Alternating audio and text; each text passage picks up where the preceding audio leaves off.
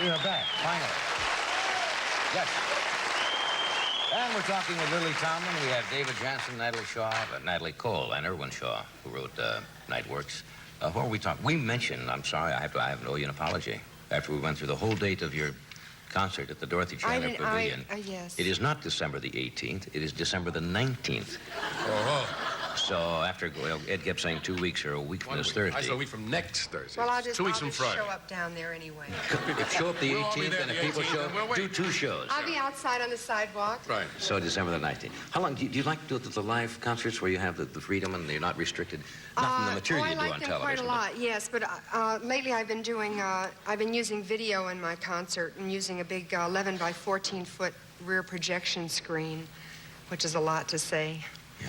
But I've liked that a lot because you get to film, I film the audience when they're coming in, so Right. they see themselves on the screen and they act real foolish.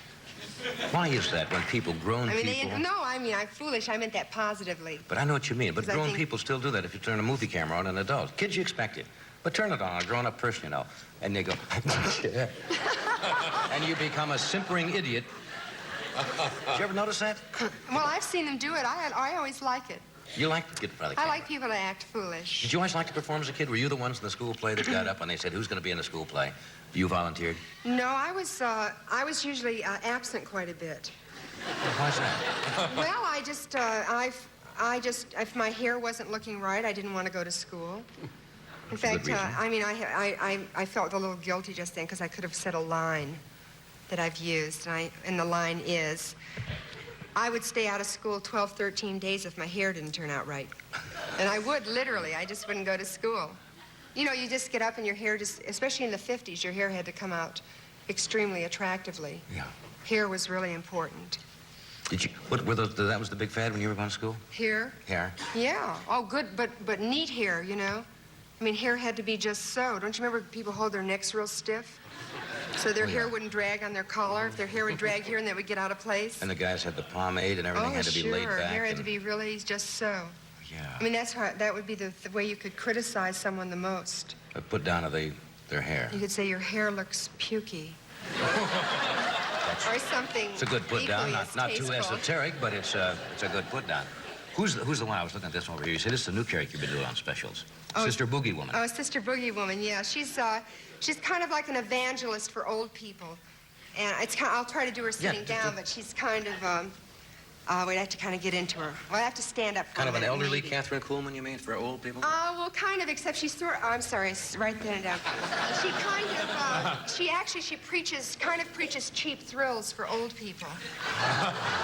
And she might say something like this. She'd say, Boogies, when you're 77 years old, you got a pack on your back, your teeth in a jar, and those teeth are smiling.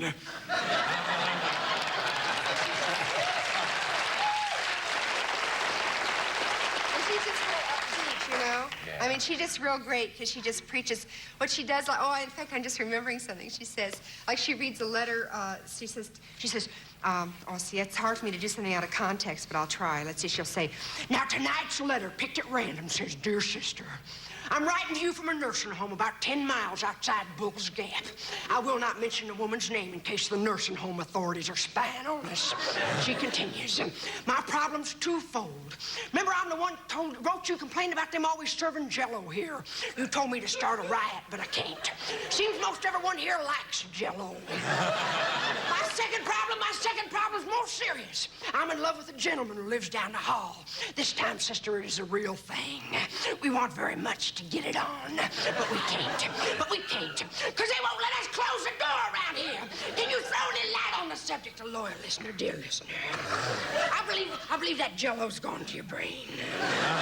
Well, the answer is so simple.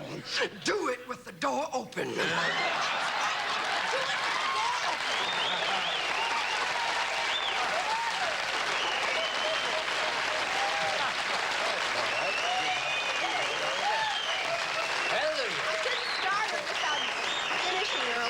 Yeah, once you get into the rhythm, you've got to go to... Yeah, it's hard to stop her because she really goes nuts. I mean, she starts preaching and she goes over, you know, I mean, she's really filled up with life. Does your folks watch you when you perform? Do they come to see you? What kind of reaction do you get? I get strange reactions sometimes. Oh, me too. Once in a while, I pull out names or you you take the truth when you were growing up and you maybe exaggerate it to get the comedy effect, and very often people take offense. They don't really understand the business you're in, and they take it personal. Yes. Get that occasionally? Absolutely. Yeah. In fact, the last time I was on here, I mean, it's funny that you should mention it because I had talked about when I'd played. My mother lives in Kentucky, and all my relatives had come over to see me in Missouri because I was playing a college there, and they were just really, I'm sure, sort of in a state of shock from my performance. They didn't quite understand what you were doing. Well, no, it's mostly that you're not supposed to mention body parts. Yeah, I suppose. It's not overly acceptable in this culture. Specifically, the organ of your choice or something like that. I mean, Well, no, I mean, it's never anything gratuitous. Just Yes. sort of, you know, if I was talking about something, I mean, it's only really just realistic, truthful language, and Certainly. perhaps I had to do it to illustrate something. And I can assure you, it was always done in a tasteful way. Yes. But nonetheless, those words resound in the air. Yeah. Because I remember on one of my specials a couple of years ago, I said the word breasts. Because I did it, breasts, yes, the word breasts. And my mother said, oh, did you have to say that on television? And I said, yes. Yes, sir. You had a very... It was said in a very intelligent context, you understand. It was not meant for a cheap laugh the way you've responded.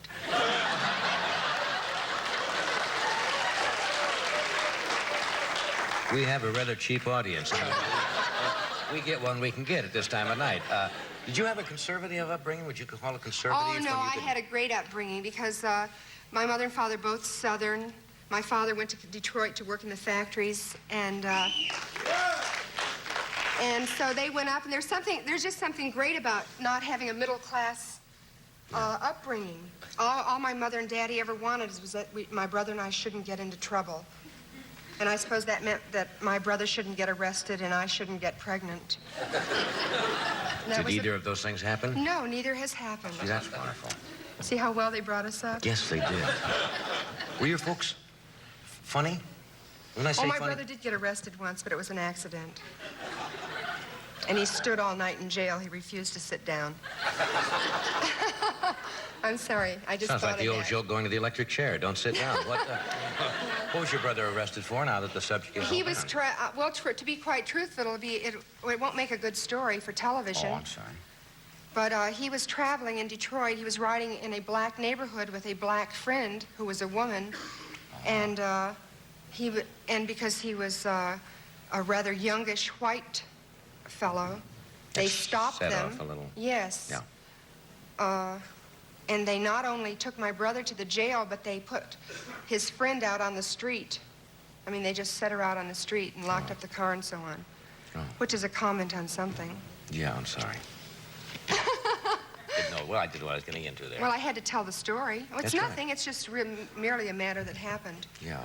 Nothing more What's the than worst that. trouble you've ever been in? You ever The run worst away from trouble home? I've Yeah, been did you ever in? run away from home? No, but I had friends who did, and I ratted on them. That was the worst trouble I was ever in. A think at that age. Didn't you ever think of running away from home? No, I always thought I could probably provoke my mother and father to leave.